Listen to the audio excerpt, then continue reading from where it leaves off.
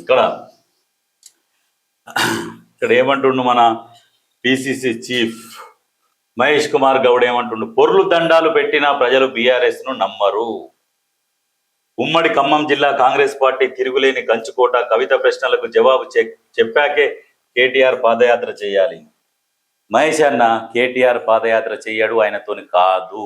ఆయన గురించి మాట్లాడి కూడా వేస్ట్. ఎందుకంటే ఆయన దగ్గర లేదు, ఆ దమ్ము లేదు, పాదయాత్ర చేసేంత శక్తి ఆయన దగ్గర లేదు. ఆ శక్తి ఉంటే ఎప్పుడో పాదయాత్ర మొదలు పెట్టేటోడు. ఆయనకున్న అలవాట్లకు ఆలోచన చేసుకోర్రి, అది నడవదు. ప్రజలల్లో పాదయాత్ర చేయాలి. సింగిల్గా పాదయాత్ర చేస్తే అంటే చేస్తుండో ఏమో, కానీ ప్రజలల్లో పాదయాత్ర చేసేటప్పుడు కొన్ని ఉంటాయి, సాటుకు చేసుకోవాల్సినవి ఉంటాయి, రకరకాలుగా ఉంటాయి, ఎవరి వాళ్ళకు ఉంటాయి. అవన్నీ అలవాట్లున్న వ్యక్తి ప్రజలల్లో పాదయాత్ర చేయడం చాలా కష్టం. ఆయన గురించి మీరు మాట్లాడడం కూడా వేస్ట్. కవిత ప్రశ్నలకు జవాబు చెప్పాలి అంటే కవిత ప్రశ్నలకు జవాబు చెప్పేంత దమ్ము, ధైర్యం వాళ్ళ దగ్గర లేదు. సరిగ్గా ఆన్సర్ కరెక్ట్గా లేదు. కవిత మాట్లాడుతుంది ఎంత స్వేచ్ఛగా, ఎంత ధైర్యంగా మాట్లాడుతుంది, ఎంత సూటిగా ప్రశ్నిస్తుంది. ఆ ప్రశ్నలకు వాళ్ళ దగ్గర జవాబు లేదు అంటే వాళ్ళు దొంగలు అనేది క్లియర్గా అర్థమైపోతుంది. కాబట్టి వాళ్ళు ఆన్సర్ ఇవ్వలేరు.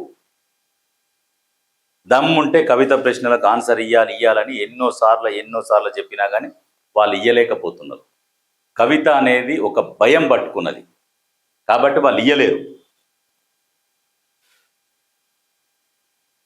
ఆర్థిక కష్టాల్లోనూ సంక్షేమ పథకాలను ఆపని కాంగ్రెస్ ప్రభుత్వం ఎక్కడ కూడా ఆపట్లేదు. ఆపకుండా చేస్తున్నది. దాంతో పాటు కూడా మీరు ఇస్తున్న పథకాలు కానీ మీరు ప్రజల్లోకి తీసుకెళ్ళలేకపోతున్నారు. ప్రజల్లోకి తీసుకుపోవాలి అంటే మీ నాయకులు తీసుకుపోవాలి. మీ నాయకులు గ్రామ సభలు పెట్టాలి, గ్రామాలలో మీటింగులలో పాల్గొని, చిన్న నాయకులు పెద్ద నాయకులు మీరు ప్రజలతోని మమేకమై ప్రజలతోని కలిసి మాట్లాడుకుంటూ పోతుంటే మీరు చేసిన పనులు ప్రజలకు తెలుస్తాయి. మీరు చేసి మేము హైదరాబాద్లోనే కూర్చుంటాం, ఇక్కడనే మంచిగా హ్యాపీగా ఉన్నాము, ప్రజలు హ్యాపీగా ఉన్నారు అక్కడ అనుకుంటే కుదరదు. చేసిన పనులు మీరు ఏం చేసిరు ప్రజలకు తెలవాలి. ఒక దగ్గర చేసినాయి కాదన్నా, ఇక్కడ చేసినాయి కాదు, అక్కడ చేసినాయి కాదు, ఎక్కడ చేసినాయి కూడా రాష్ట్రం మొత్తం తెలిసే విధంగా ప్రచారం చేసుకోవాలి. మీరు పని చేయనోడేమో 10 పైసలు పని చేసి 90 పైసలు ప్రచారం చేసుకుంటున్నాడు. మీరు 90 పైసలు చేసి 10 పైసలు ప్రచారం చేసుకోలేకపోతే కష్టం. అది చేసుకోవాలి మీరు.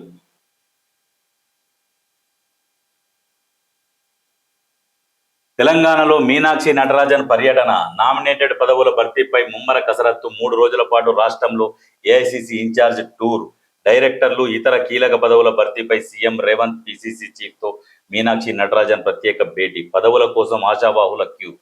జీవన్ రెడ్డి ఎపిసోడ్పై ఆరా తీసినా కానీ జీవన్ రెడ్డి ఎపిసోడ్ ఏంటంటే ఎక్స్పైర్ అయిన ట్యాబ్లెట్ గురించి ఎక్కువసేపు ఆలోచన చెయ్యం కూడా.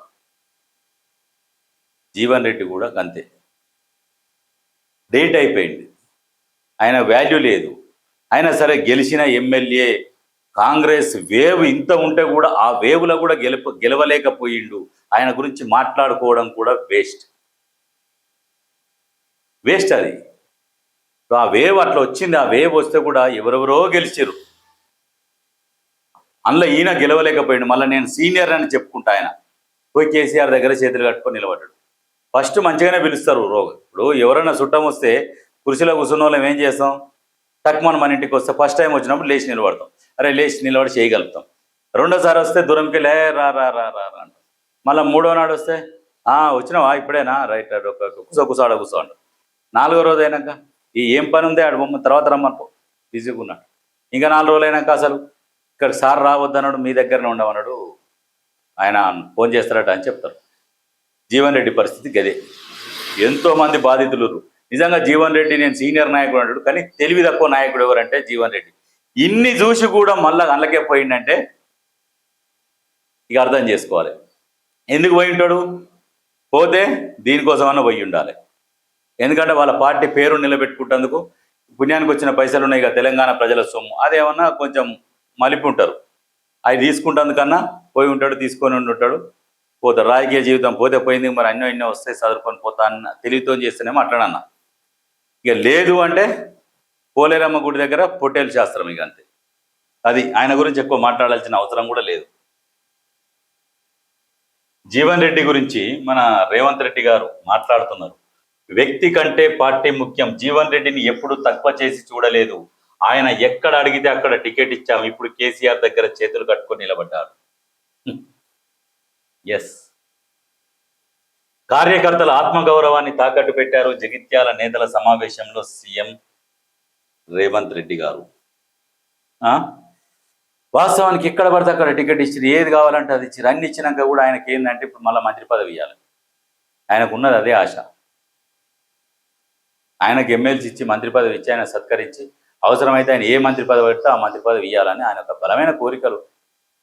చింత చచ్చినా పులుపు చావదన్నట్టు ముసలోడైనా కానీ నాకు కోరికలు ఎక్కువనే ఉన్నాయి అన్నట్టుగా చూపించిండు. ఆయనతో పాటు కార్యకర్తలు పోతారా? పోలే. కార్యకర్తల సమావేశంలో క్లియర్గా చెప్పిండు. గౌరవించిన కాడు గౌరవిస్తాడు. ఇప్పుడు అధికారంలో లేనప్పుడు పోయి కలిసేది ఎవరిని? ముఖ్యమంత్రి రేవంత్ రెడ్డిని. అధికారంలో లేనప్పుడు ఇంటికి పోయేది, ధనధన మామూలుగా కలిసేది, వచ్చేది ఉండేది.